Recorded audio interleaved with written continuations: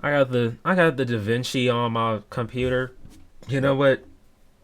Since I'm hearing this in the headphones, I might as well just record this, get my thoughts out there. Might post this if I'm feeling, if I'm feeling cute, right? Like, I don't understand how we've gotten to the point where defending Palestine's right to exist is considered by a sizable portion of people to be akin to racism. Racism of who? Of what group is being oppressed other than the Palestinians? I don't understand the logic, right? Like, I don't know. I go to a school where, like, I don't know if it's still there because I haven't been around that area in a minute, but like where they have the Israeli flag outside of like frat houses and shit, right? And I'm like, Jewish people are not the issue.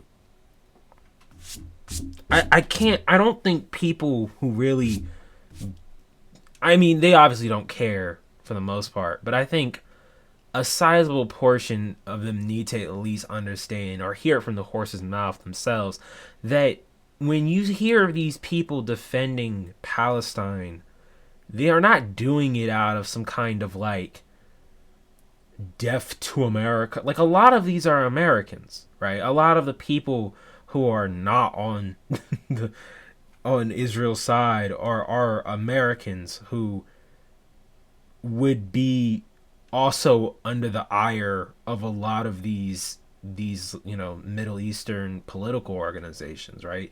Like Hezbollah, for instance, right? Hamas. Like we've seen the Houthis. Like we know that these organizations do not quite. They don't like us, and for good reason, mind you. Like they have reason to very much not think that we're cool, right? We've shown our cards in the past. We've shown our cards by supporting Israeli imperialist, regimes essentially over the past 50 plus years.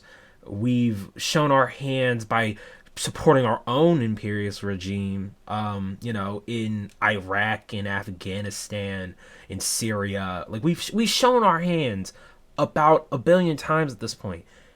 Like we can't keep pretending or are attempting to say the we come in peace angle when every single time we go back there, it always ends up in us causing some horrible mental damage for people, some horrible physical damage for people, some horrible, socio-political, economic damage for people. We go over there and we bomb entire people's houses, get rid of their entire like cities, villages, towns.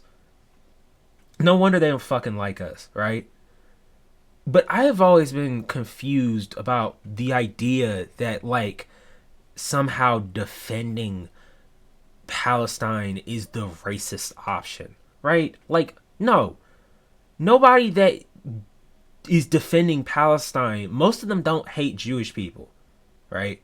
Now, I'll be frank. There are some people who don't like the state of Israel specifically because they're anti-Semites. That's not. I would argue that that is not the majority. There probably might be a loud minority, but they're definitely not the majority of people that support uh, the Palestinian cause. And I don't think they should be conflated as such, right? Like sensible people do not support racist policies, and anti-Semitism is it's just a form of racism at the end of the day, right? Um, but it's concerning, right? Because like you see the data and the statistics on like the Israeli public sentiment about the war on Gaza, and you kind of just start realizing that like this is a country that's been like propped up by enough people on a consistent basis to believe that they can effectively just get away with being demons to an entire like group of people, just literally talking about like wiping them, sending them back to the Stone Age, When has that ever been a phrase people have used in any context except when you're talking about like completely and utterly destroying something, right? And of course, the word I'm refraining to use here for fear that it would completely throw these people down into the deep end to a downward spiral is genocide, right? Like there is about a billion papers, billion. I'm obviously hyperbolic here, but there are thousands of papers, of reports, of testimonies describing what Israel is doing as being a genocide. In most modern definitions of the word, it matches, right? The rhetoric, the actual like military operations are all in line with what we've seen in previous genocides in the past. I in What's funny to me about this is that this group of people who've been so historically oppressed by the rest of the world, the moment they have a chance of showing again the rest of the world that they aren't these conniving, stereotypically like horrible beings of destruction that everyone has labeled them as since antiquity, right? The moment we give them some space, that's it clicks, right? They just go off the in the deep end. Now, I don't know what the reason behind that may be. Personally, I'll state that I my theory is that I'd imagine suffering through something as horrible as the Holocaust would make any ideology that stands for solidarity of a collective, of a broken collective like that, regardless of whether it actually exposes positivity or whatnot, whether or not it's an actually, a peaceful ideology, it doesn't matter, right? They're gonna just take whatever they can get because they've been kicked like dogs for the past like 2+ like millennia, right? Like that's how it's been. Nobody's been treating these people well, right? Their entire religion is effectively teaching people to fend for themselves because the rest of the world has it out for God's chosen, right? And again, I don't like I have Jewish family. Like this is not like some kind of like cry of like, oh, I hate like again. This is not no anti-Semitic like oh fuck Jewish people. Like that's stupid, right? You don't gain anything from thinking like that. But it's like it's like what is the point of doing this brigade against a defenseless people, right? What does this make you look like to the rest of the planet? Like, you can't be perceived as being the victims at this point. Like you just can't. You can't. You were. This is a country that was turning like walkie talkies and like radio devices at people in these like effectively like blown to bits region of Gaza, like where they don't have any more infrastructure to use stuff like the internet, right? Like cellular modems and crap like that we are all accustomed to, right? They have to use stuff like radios and walkie talkies and transmitters and shit, right? They turn them into bombs that they detonated at people's funerals. Like who you victims don't do shit like that. People that are on the receiving end of a crime aren't able to do shit like that. Only the aggressors do. Only the people that are saying that we are fighting as and I know what some people might say to that is like they have to be the aggressors. They're constantly being targeted. They're constantly being harassed. They're constantly being mistreated. So of course the caged animal is about to fight back once you give it some space. But it's like they are not fighting on equal terms. This is the difference between like a baby and a lion, like a caged lion in someone's child, Harambe style, right?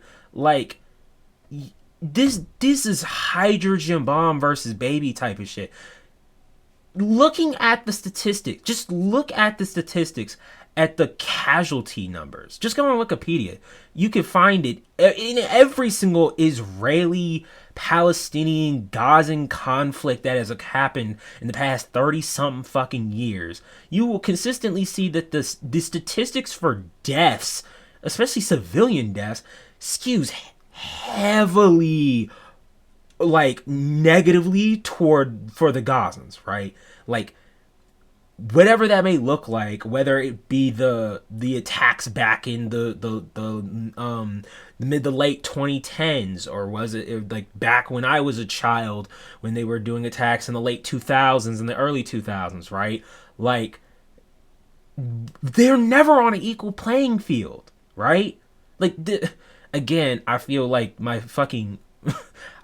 desktop background is a very poignant example of what I'm talking about here. Like,